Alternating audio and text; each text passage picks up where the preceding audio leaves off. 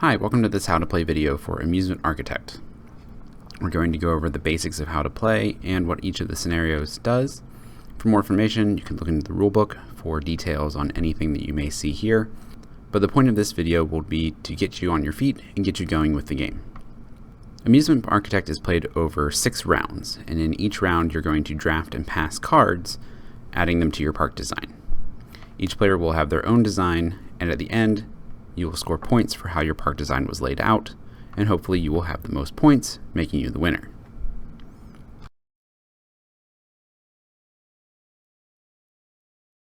Each game of Amusement Architect begins with one of the 6 scenarios. You can see each of them shown here. Beginning at the top left, we have the park entrance, followed by the lake, the river, the boardwalk, the city block, and the hub park. We'll look at how each of these is slightly different in just a moment. But to begin, each player should take a scenario. Each player will play with the same scenario, though each scenario card is slightly different from the others within the stack, allowing for strategies to be a little varied in between. The next thing you'll do is to shuffle the deck of attraction cards and place it within reach of all players.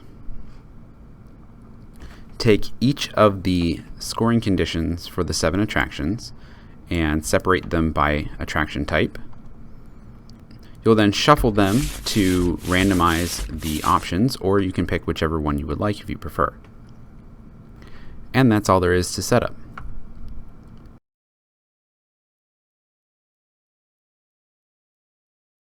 For our example park, we're going to look at the park entrance. For this demonstration, I'm going to leave the scoring situation up in the top left corner because we have that ability with Tabletop Simulator, so that I can focus on building the park. As I mentioned, the game takes place over 6 rounds. At the start of each round, all players will draw 2 cards from the deck into their hand. They'll look at which one they want to keep, and then they'll pass the other card to the player on their left. And the player on your right will pass you a card, and you will flip those both over and place them into your park. When you place a card, you may rotate it however you would like. In this case, I would like to place these here. Cards must be placed with at least one square on a new card placed adjacent to a square on another card. Diagonals do not count for this, they must be touching sides. Additionally, I'll draw 2 new cards for the next round. I will choose this one. And then in this round, I will pass this card to the player on my right, receiving a card from the player on my left. So here is a nice example of a card that has a blank space on it. And you can play on top of this blank space if you would like. And in this case, I'm going to place underneath this other card. So now that this entertainer is matched to the food stall that it wants to be next to. I will then do the same thing, so this entertainer is next to the coaster. Play continues like this as players flip and select cards, passing them to the players next to them until they have placed 12 cards into their park.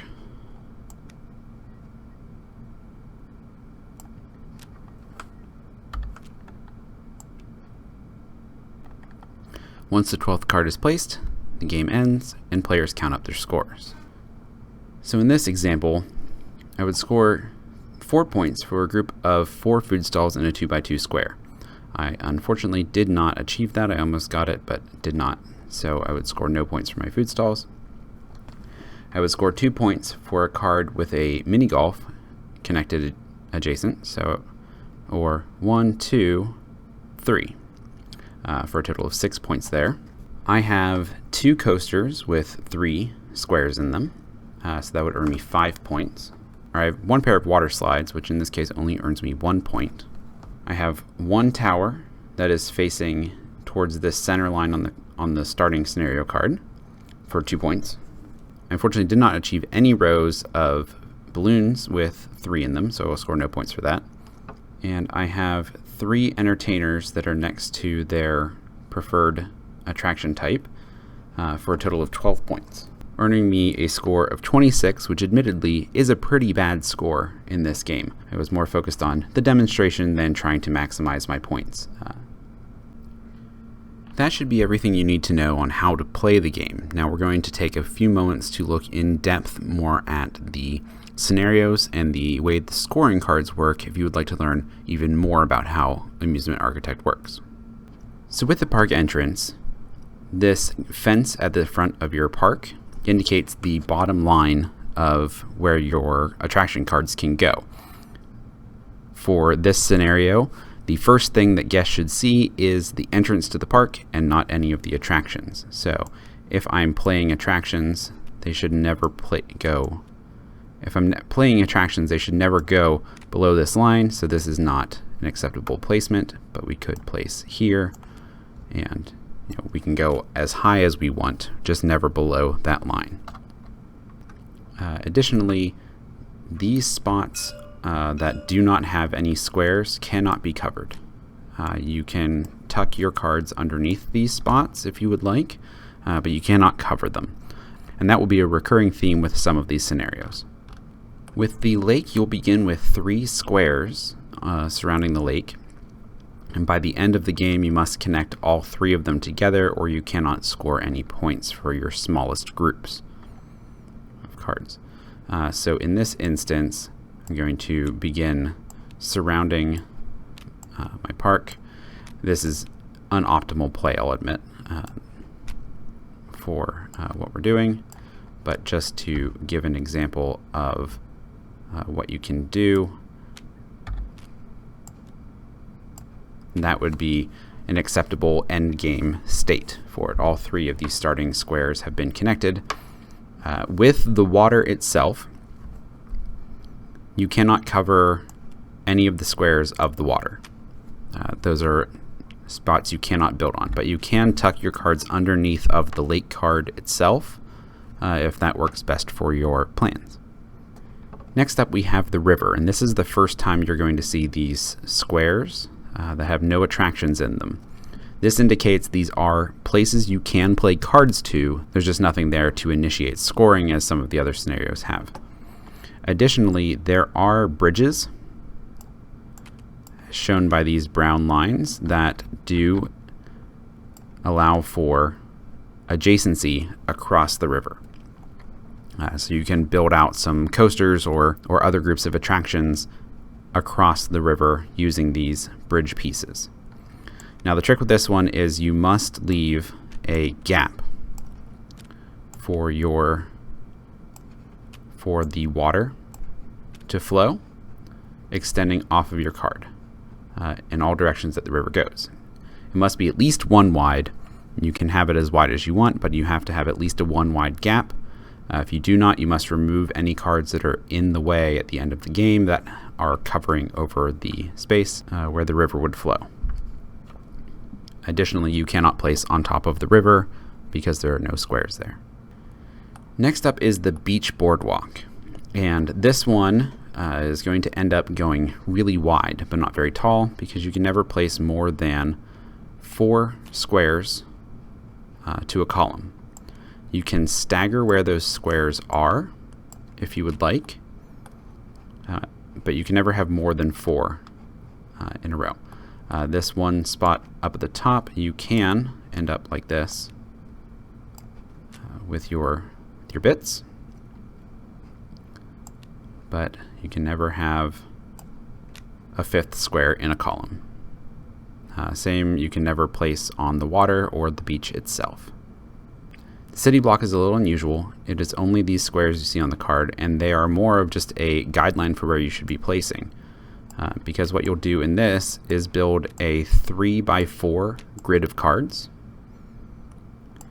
and you cannot extend to where you would have a 5th card in a row or a 4th card in the shorter row. You also cannot overlap or tuck any of your cards.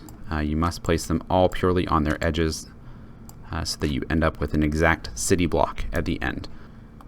The last scenario is admittedly newest and has not had as much playtesting as the others, so there's possibilities for notable changes within how this one works. But the way it currently is designed, you must build out from your hub, leaving a gap between each section so that you end up with 4 areas of your park not being connected to each other.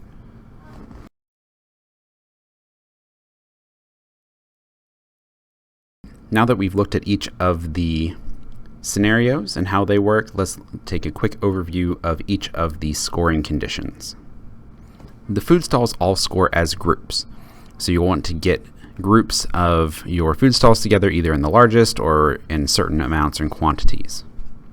Mini-golfs will score based on the placement of the cards with a mini-golf square on them based on their relation to other cards within the park.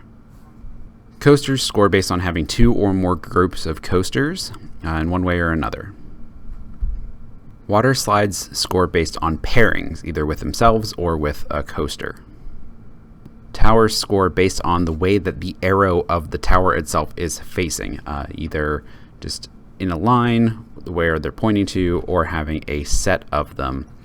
Balloon stands score based on the rows or columns in which a balloon stand is present within your park.